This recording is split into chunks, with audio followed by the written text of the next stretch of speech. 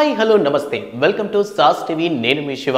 So మనం కానీ చూసుకున్నట్లయితే 2024 జనవరి 12న ఒక బిగ్ హీరో సూపర్ స్టార్ గారి సినిమా అయితే రాబోతుందన్నమాట.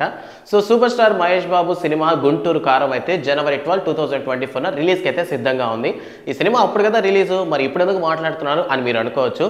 సో ఈ సినిమా డైరెక్టర్ త్రివిక్రమ్ గారు మాటికి ఆయన ఒపీనియన్ మార్చుకుంటూ పోతున్నారు అనమాట. స్టార్టింగ్లో హీరోయిన్ పూజా హెగ్డే అన్నారు, మధ్యలో ఆవిడని తీసేసి సిడీలను పెట్టడం జరిగింది. అండ్ రీసెంట్గా రిలీజ్ అయినటువంటి సాంగ్స్ అయితే చాలా బాగా వైరల్ అవుతున్నాయి. సో మనం కానీ చూసుకున్నట్టయితే లేటెస్ట్ అప్డేట్ ద తాత డైలాగ్ ఈస్, ఆ కుర్చీని మడతబెట్టి ఇంక అనబడలేదు. సో ఈ పాటను తీసుకొచ్చి అంటే ఈ డైలాగ్ని తీసుకొచ్చి ప్రస్తుతం ఒక పాటలు అయితే పెట్టేశారనమాట. సో ఇది ఎలా ఉందంటే చూడటానికి మన గురూజీ గారు తీసినటువంటి సినిమానేనా ఇది అని అనిపిస్తుంది అనమాట. ఎందుకంటే మన గురూజీ గారి పంచులు ఎలా ఉంటాయి, డైలాగ్స్ ఎలా ఉంటాయి మనందరికీ తెలుసు అనమాట.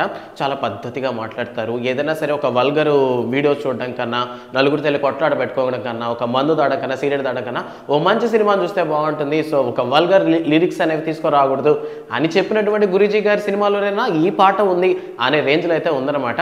ఓకే, వాట్ ఎవర్, పాట అయితే మాత్రం అల్టిమేట్ ఉంది. తమన్ గారి బీజిఎం అదిరిపోయిందని చెప్పాలి. అండ్ తమన్ గారు మనకి కాపీ క్యాట్ అన్న విషయమే తెలుసు.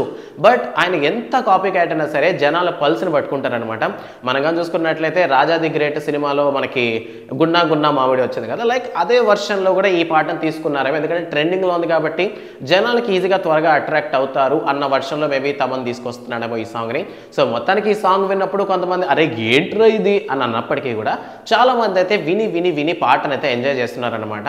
అండ్ అంతేకాకుండా సూపర్ స్టార్ మహేష్ బాబు యొక్క స్టెప్స్ కానీ పాటలు కానీ చూసుకున్నట్లయితే అదిరిపోయాయని చెప్పాలి. ఒకప్పుడు మహేష్ బాబు గారి డాన్స్ ఇటు నుంచి ఇటు నడిచే విధంగా ఉంటే ప్రస్తుతం మాత్రం ఆయన ఏజ్ని కూడా పక్కన పెట్టేసి, యాక్చువల్లీ సూపర్ స్టార్ దగ్గర మనకు ఖచ్చితంగా ఏజ్ గురించి మాట్లాడకూడదు because of he's an evergreen. So ఆయన స్టెప్స్ వేరే లెవెల్లో ఉన్నాయి. మనం కానీ చూసుకున్నట్లయితే నేను ఒకటినే సినిమా తర్వాత ఆ లెవెల్లో డాన్స్ స్టెప్స్ ఉన్నాయంటే అది ఖచ్చితంగా గుంటూరు కారం అనే చెప్పాలి. జనవరి 12న మన ముందరికి రాబోతున్నటువంటి గుంటూరు కారం ఎంత ఘాటుగా ఉండబోతుందో ఈ ఒక్క పాట చూస్తే మనకు అర్థమవుతుంది అనమాట. ఒక ఫోక్, మాస్, బీట్ ఇన్ని లెవెల్స్లో ఉన్నటువంటి ఈ సాంగ్ థియేటర్లో కానీ పడితే ఉంటుంది నా సామిరంగా.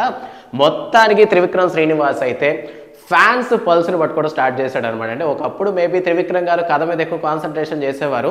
బట్ ఈ మధ్యకాలంలో కానీ మనం కానీ గమనించినట్లయితే త్రివిక్రమ్ గారు ఆడియన్స్కి ఏం కావాలి, ప్రేక్షకులు ఏం కోరుకుంటున్నారు, తెలుగు సినిమా ఇండస్ట్రీ ఏం కోరుకుంటుంది అనేటటువంటి వర్షన్లో త్రివిక్రమ్ గారు సినిమా తీస్తున్నారు అన్న విషయం మనకు చాలా క్లారిటీ వచ్చింది. అంతేకాకుండా ఈ సినిమాలో ఉన్నటువంటి కొన్ని డైలాగ్స్ అండ్ మహేష్ బాబు గారి వాయిస్ వేరియేషన్స్ బట్టి చూస్తుంటే సినిమా నిజంగా పిచ్చ ఘాటుగా అయితే ఉండేటట్టుందబ్బా.